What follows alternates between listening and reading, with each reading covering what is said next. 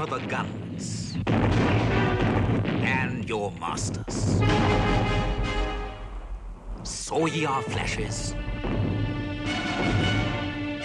Heard ye the scream of our shells in the night and the shuddering crashes?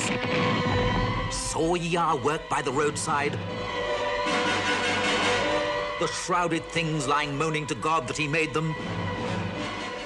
The maimed, the dying, husbands or sons, fathers or lovers, we break them. We are the guns.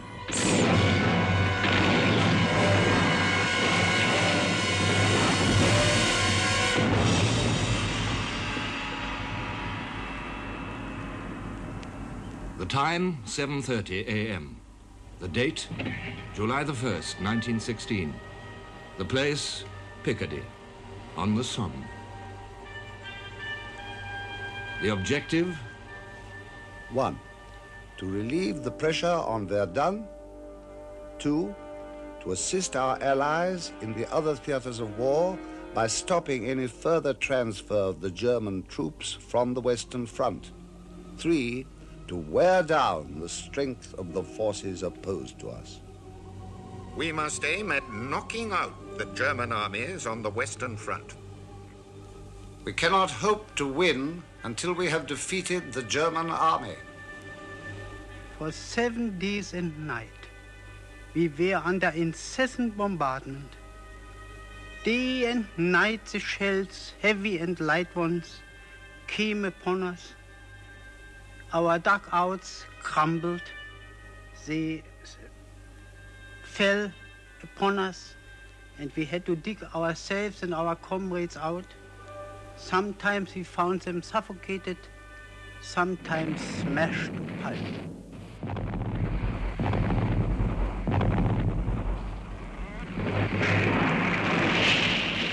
7 days and 7 nights. Soldiers in the bunkers became hysterical. They wanted to run out, and fights developed to keep them in the comparative safety of our deep bunkers. Even the rats became hysterical. They came into our flimsy shelters to seek refuge from this terrific artillery fire. 7 days and 7 nights, we had nothing to eat, nothing to drink, but constantly fire, shell after shell burst upon us. It was a day of bright sunlight in Picardy. On a front of 18 miles, 14 British divisions, 150,000 men, rose from their trenches to assault the German lines. On their right, 5 French divisions advanced beside them.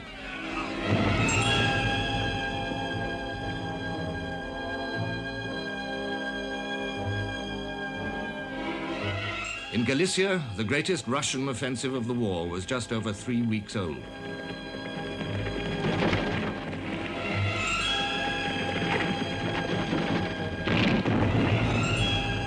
In Italy, General Cadorna was preparing a new attack.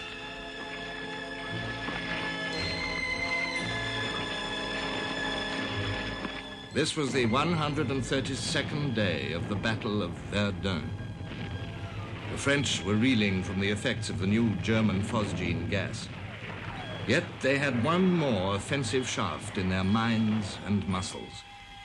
And now, at last, their British allies might give them real support.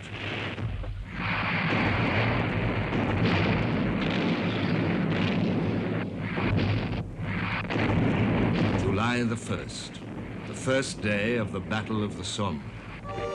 At 7:30 a.m., the hurricane of shells ceased as suddenly as it had begun. Our men at once clambered up the steep shafts leading from the dugouts to daylight. Machine guns were hurriedly placed in position. A series of extended lines of infantry were seen moving forward from the British trenches. The first line appeared to continue without end to right and left. It was quickly followed by a second line, then a third and fourth. They came on at a steady, easy pace, as if expecting to find nothing alive in our trenches.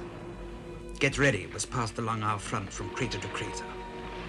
A few moments later, when the leading British line was within 100 yards, the rattle of machine gun and rifle fire broke out along the whole front of shell holes. Immediately afterwards, a mass of shell from the German batteries in rear tore through the air and burst among the advancing lines. Whole sections seemed to fall. The advance rapidly crumbled under hail of shells and bullets. Finding I was almost alone, I got down to see where the nearest man was. Well, no one else seemed to be standing. Then I looked at the German line in front and could see that the wire in front of me was quite untouched and it'd be quite impossible to go through it. And what is more, the Germans were standing, firing out at us in their front line trench. The wire was untouched. Impossible to go through it. For 7 days, the British artillery had prepared the way for this assault. Never had there been so many guns. Nothing, said General Rawlinson, could exist at the conclusion of the bombardment in the area covered by it. But there were still not enough guns. Many of them were obsolete. Many of the shells failed to explode. And so the infantry found the wire uncut, the German machine guns ready. I started crawling towards our lines, and I never seen so many dead men clumped together as what I saw then. And I thought to myself, oh, the world's dead. They're all dead. They're all dead. Almost everywhere along the 18 miles of front, the story repeated itself. On the right only, helped by the French advance, which took the Germans by surprise, and by French guns, men from Lancashire and East Anglia took all their objectives without heavy loss. Along all the rest of the front, from Mametz to Fricourt, Fricourt to La Boisselle, to Auvillers, Thiepval, Beaumont-Hamel, Gommecourt, the British regiments marched to catastrophe. These were Lord Kitchener's volunteers, the eager, enthusiastic, physical and spiritual elite of the British race. This was their first great battle. There was hardly a regiment that was not there, not a county or city without its tale of loss. Night fell upon a disaster never equaled in the British Army's history. 57,470 officers and men had fallen or were missing. Over 19,000 were killed or died of wounds. This was not going to help the Allied cause. This was not going to relieve Verdun or wear the Germans down. This was mere massacre.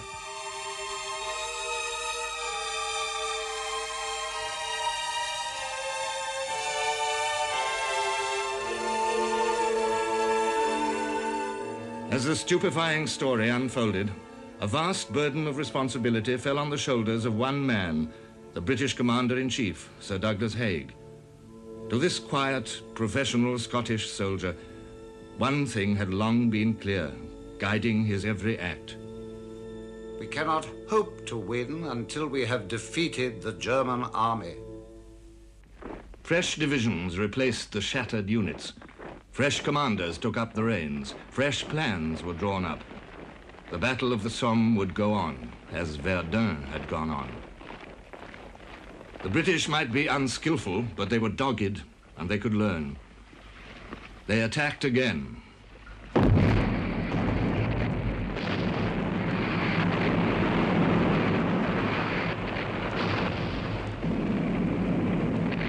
On July the 3rd, General von Below, commanding the German Second Army, issued an order of the day. The decisive issue of the war depends on the victory of the Second Army on the Somme.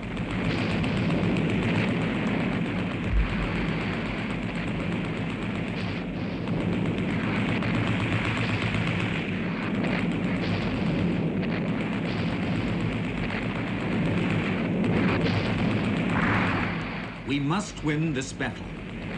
The important ground lost in certain places will be recaptured. For the present, the chief thing is to hold on to our positions at any cost. I forbid the voluntary evacuation of trenches. The enemy should have to carve his way over heaps of corpses. July the 11th was the 142nd day of the Battle of Verdun. On that day, General von Falkenhayn, the German Chief of Staff, ordered a strict defensive at Verdun. This much, at least, of what the British Army had set out to do had been accomplished. The Somme remained.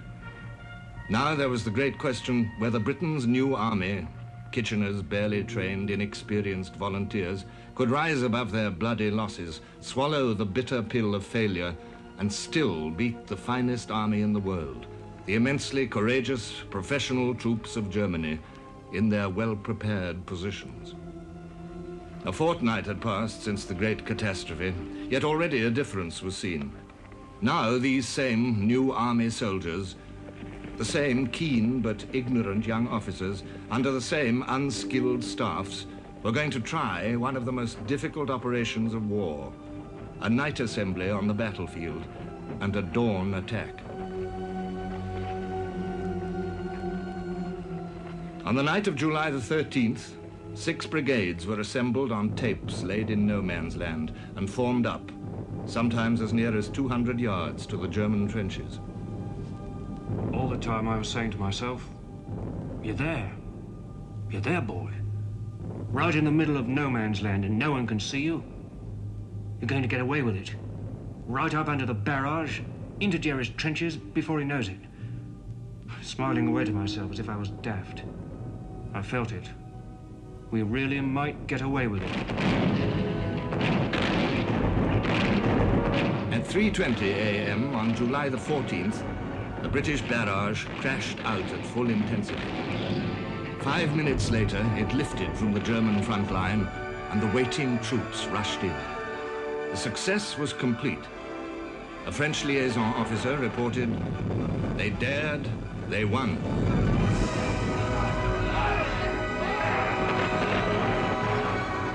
This was a very different matter from July the 1st. The new army was beginning to learn. For a brief moment, fresh hope rose. The impatient cavalry, massed behind the front of every battle, waiting for the breakthrough which never came, moved up to the front. One or two guards, as they walked by, they shouted out, "When are you bastards coming up here?" So we said, "We'll be up there, mate, don't worry." Then a Scotchman come along and he says, "When are you going to get cracking?" So we shouted out, "We'll be up there just the same, don't worry."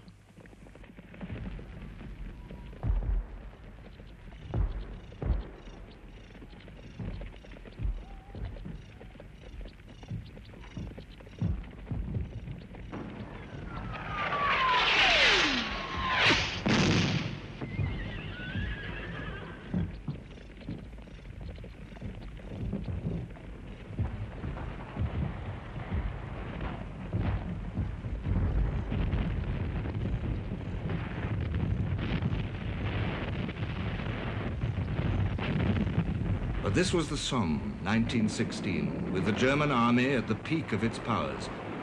The machine guns were still there. The counterattacks beat in. Now the full meaning of General von Below's order was going to declare itself. The enemy should have to carve his way over heaps of corpses. Now, as the British began to make some progress, the pattern of the battle emerged. The Germans counterattacked to seize back every British gain, sometimes several times in one day, often successfully. Then another British attack would be mounted to win the ground again. And so it went on. Every inch of these uplands suffered the desolation of shell fire. Every inch was soaked with British and German blood. Now the time of endurance began. Now the whole British army strained to the battle, as the whole French army had strained to Verdun. For a week in July, the South Africans held Delville Wood. When they came out of it, they numbered 750 men out of 3,000, 29 officers out of 121.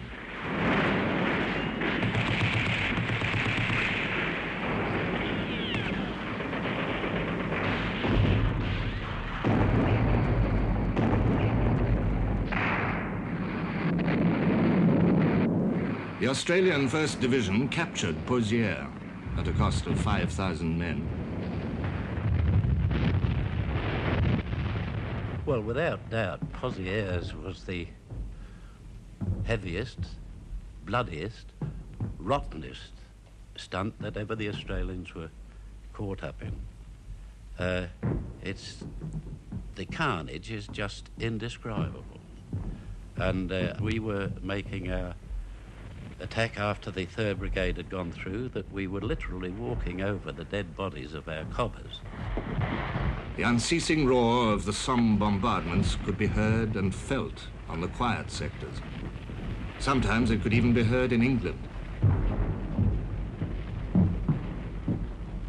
Division by division, the British were drawn into the battle, replacing shattered, exhausted formations, until one by one they were exhausted themselves.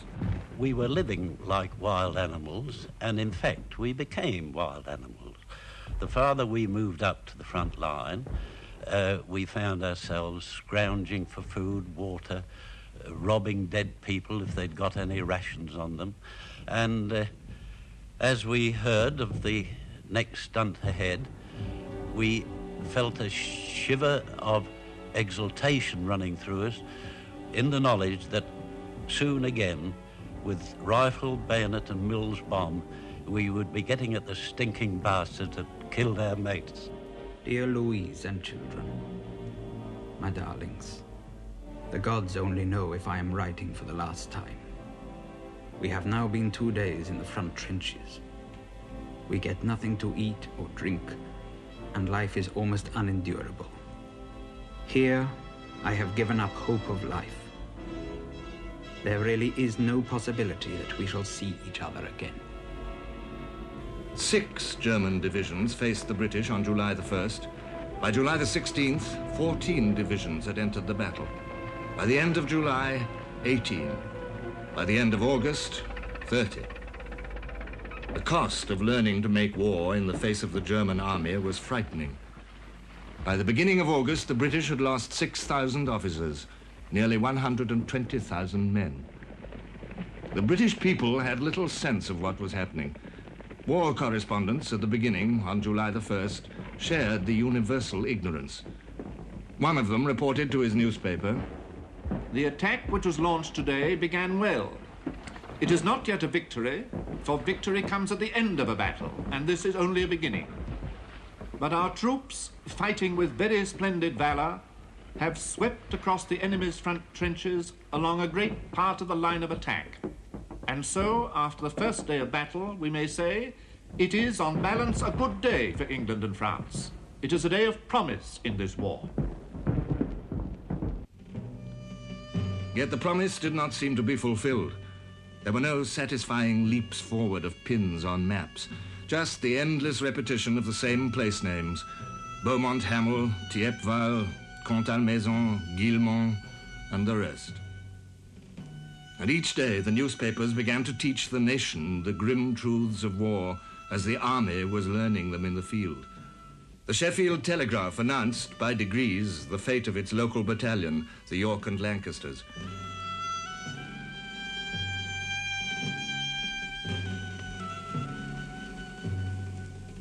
Sheet after sheet of dead and wounded and missing were in day after day, and one almost looked the first thing to see the papers and see if there was anyone there whom one knew.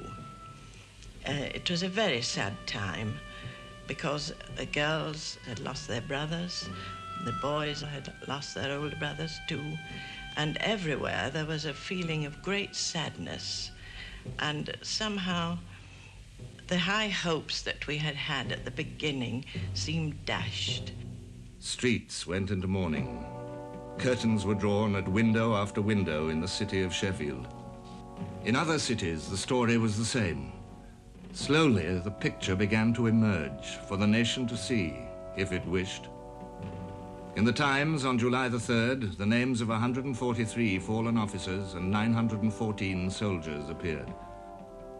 On the 24th, there were 600 officers and 5,500 soldiers.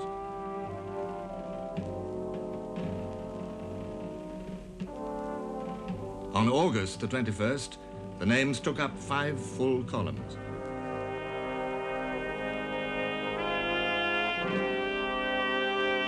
31st, about the same again.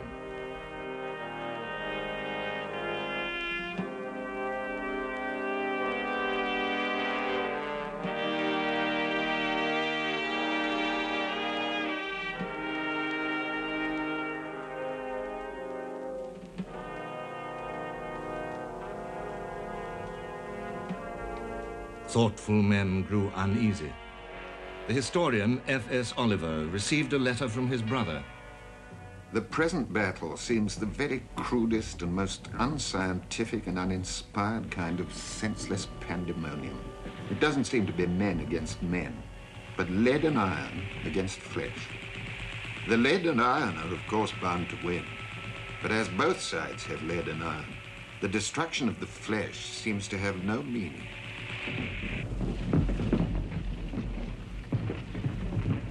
The same doubts penetrated through to government circles.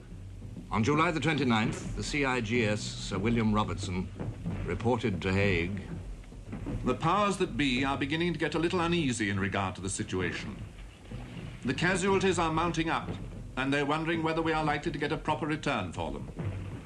What's troubling them is the probability that we may soon have to face a bill of 200,000 to 300,000 casualties with no very great gains." Hague replied, "The principle on which we should continue to act is clear. Under no circumstances would it be possible to relax our efforts in this battle without prejudicing, probably fatally, the offensive of our allies and their hopes of victory. We must, and we can, maintain our offensive."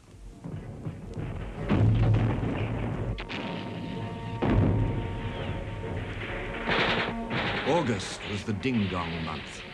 In Galicia, in Italy, at Verdun, everyone was fighting. Everyone must continue to fight. Steadily, day by day, the Somme was transforming itself into what the Germans called the material battle. The battle of lead and iron against flesh, in which the destruction of the flesh seemed to lose all meaning. An officer wrote, "A man seemed to lose his identity as an individual. Divisions were swallowed up in corps and armies, and from this point of the war, one seemed no longer to regard death as individual. Reinforcements would arrive. One never knew their names. They disappeared so quickly through the dressing stations or to swell the number of the little wooden crosses. The individual man was gone." This was a battle which the Germans were conscious of not winning. Their industry had done marvels throughout the war. Their armies were admirably equipped and continued to be so. But there was a limit. Now, as British production backed by American industrial power began to approach a zenith, and every front clamored for arms and men, the Germans suffered a sense of helplessness. The loss of ground was of no strategic importance, but the course of the fighting must not be measured by this. The great losses in men, the heavy expenditure of material, ate only too deep into the strength of the German army.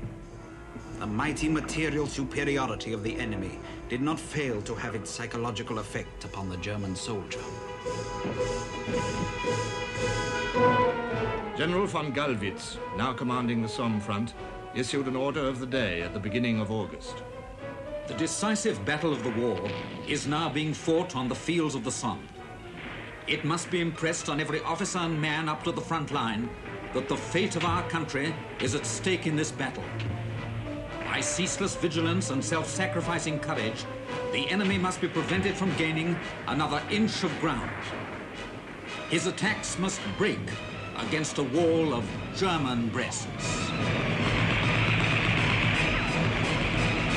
Yet, inch by inch, the Germans were driven back. The new armies were gaining experience, slowly. By the end of August, British losses had reached 196,000 men. The French had lost over 70,000. But the war was going seriously for Germany. On August the 27th, Romania joined the Allies. On August the 28th, General Erich von Falkenhayn, the German Chief of Staff, was dismissed. His 1916 strategy had failed. Verdun had held, and now the French were passing to the counter-offensive there. On the Somme, the fate he had predicted for France was happening to Germany. She was bleeding to death.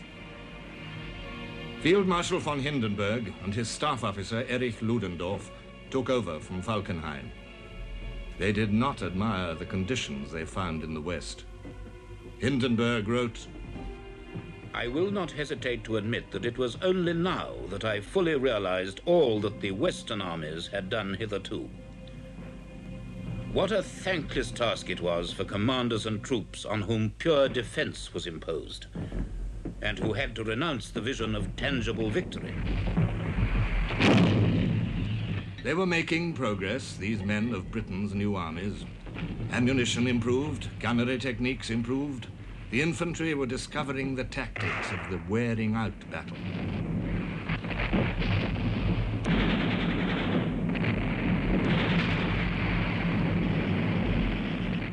Brusilov's wonderful offensive was reaching its last spasms of energy.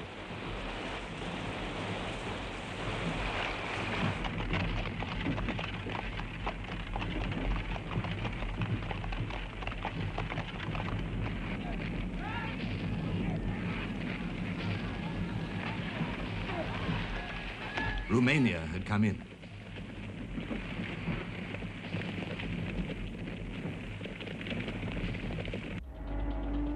The Italians were preparing their main effort of the year.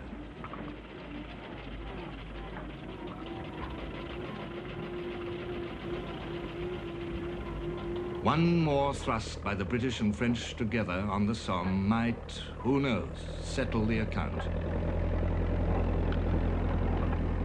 On August the 28th, Joffre told Haig, a great battle of the whole coalition is going to begin in the first weeks of September.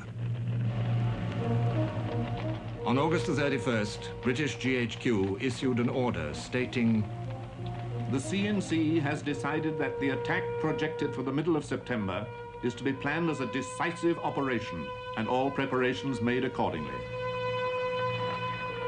A decisive operation to knock Germany out of the war. Every one of the Allies was on the march. There could be no holding back of anything.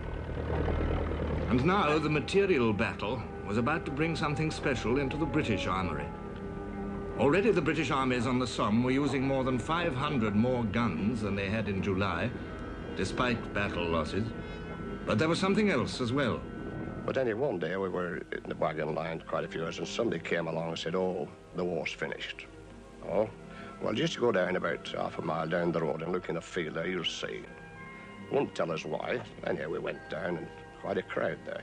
And there are tanks, things we'd never seen or heard of.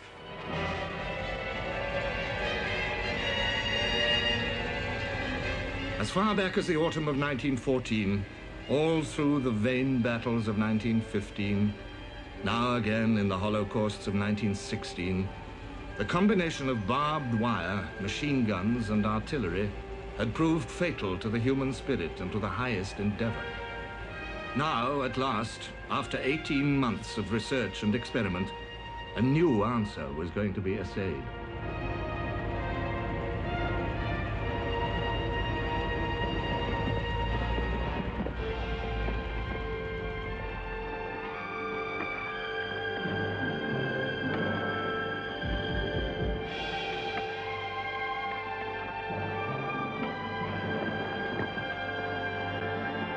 Well, we curse these things because as they passed the telephone dugout, we had telephone wires going out from the dugout, radiating like spokes in a bicycle, you know, to the flanks, to the guns in the rear, and to the infantry in the front.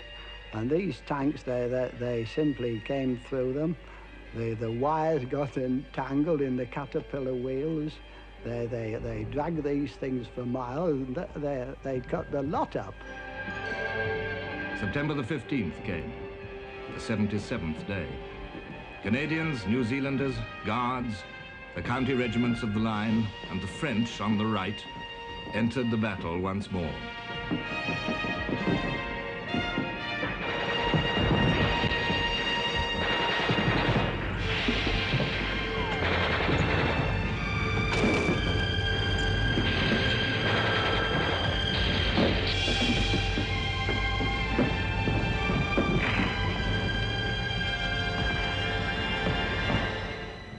stared and stared, as if one had lost the power of one's limbs. The monsters approached, slowly, hobbling, rolling and swaying. But they approached. Nothing impeded them. A supernatural force seemed to impel them on. Someone in the trench said, "The devil's coming." And the word was passed along the line like wildfire.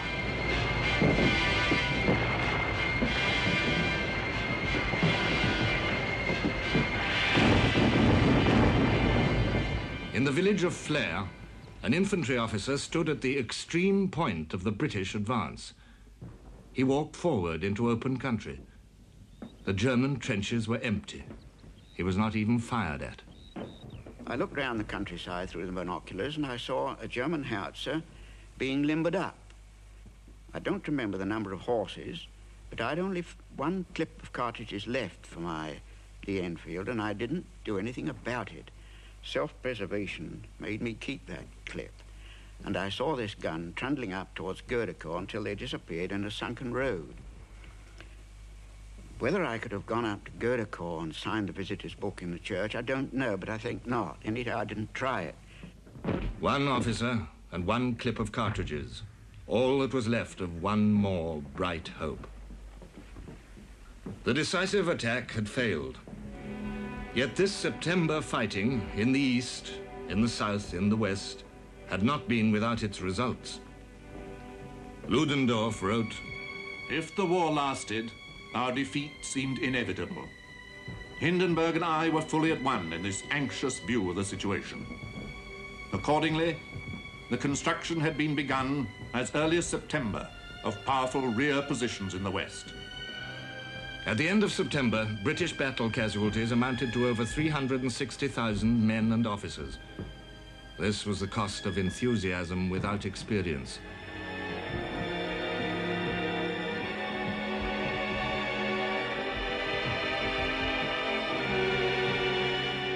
October came. The fighting did not abate, but autumn brought a new enemy. Mud. Mud which was unique. It was like walking through caramel. No one could struggle through that mud for even a few yards without rest. Terrible in its clinging consistency, it was the arbiter of destiny, the supreme enemy, paralyzing and mocking English and German alike. Distances were measured not in yards, but in mud.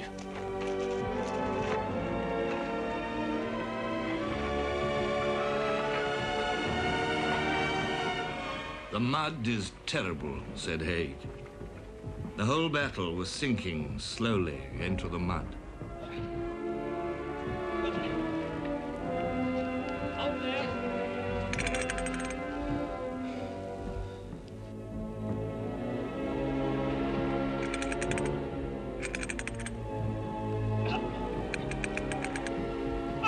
Come on, she's nearly there. Come on.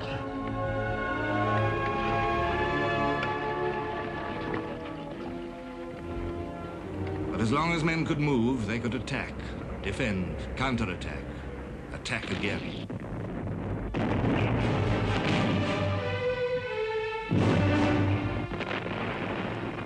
Dear Wilhelm, I send you my greetings from my grave in the earth. We shall soon become mad in this awful artillery fire. Day and night it goes on without ceasing. Never has it been so bad as this before. Then 5 minutes to go, and then 0 hour, and all hell lets loose. There's our barrage, the Germans' barrage, and over the top we go. As soon as you get over the top, fear has left you, and it's terror. You don't look, you see. You don't hear, you listen. Your nose is filled with fumes and death. You taste the top of your mouth. You're a weapon, and you are one. Hunter, you're back to the jungle. The veneer of civilization has dropped away. You see the line of men, the flare of the shells, there's the mist of dawn, November dawn, and the fumes from the shells. And every now there's a bursting shell which gives it a dirty orange colour. And you see this line, then a gap. They close in and they go on. On November the 13th, Beaumont Hamel, attacked on July the 1st, steadfast ever since, fell to the Highlanders. It was the last of the British attacks of 1916, and this time the cost was low. Britain's new army was growing old and wise in battle. We have had dreadful losses again. I shall not get leave until we have left the Somme. But with our losses what they are, this cannot be long, or there will not be a single man left in the regiment.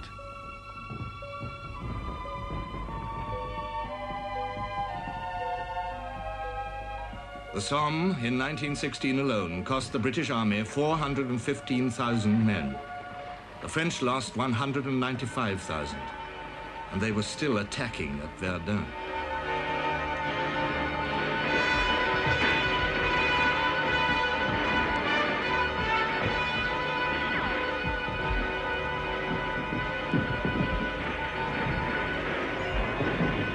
The British, too, had not finished.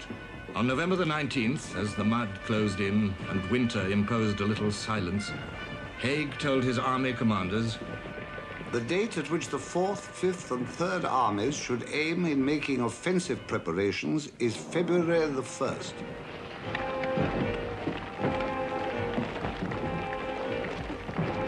Over 80 German divisions passed through the fire of the Somme. Carefully, the Germans concealed their loss. They were frank about its effect. The Somme was the muddy grave of the German field army and of the faith in the infallibility of German leadership.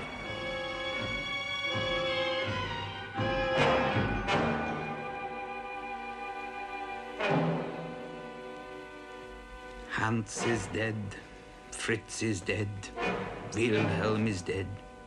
There are many others. I am now quite alone in the company. God grant that we may soon be relieved. Our losses are dreadful. This is almost unendurable. If only peace would come.